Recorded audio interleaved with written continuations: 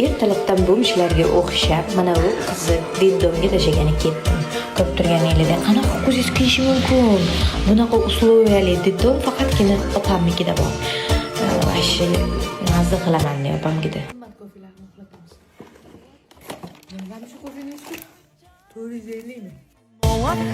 O'zim uchun vaqt ajratib, opamni balkonida kofe ichib oldim. Mana endi bo'mshxonlik bilan ladyga aylandik. Endi ketamiz ishlarni bitirgani. Tayradan. O'zimni xursand qilmasam hech kim qilmayapti deb o'zimga 13 grammli tilla sotib oldim. Keyin ko'ynim bo'lmagan paytda gul yuvorilganda 3 kun oldim. So'lgan gullarni nima qilib kuchalayapti? So'lgan ham bo'laveradi.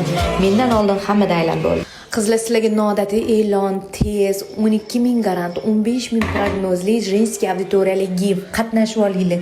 Keyin joylar to'lib qolgandan keyin, "Voy, menga joy qolmadimi?" deb yig'lab yurmanglar. Premium tarifga olishinglarni taklif qilgan bo'lardim. Kichkintoyim больницаga tushib qolgan, uni ko'rgani keldim. Nima o'zingiz yotmayapsiz?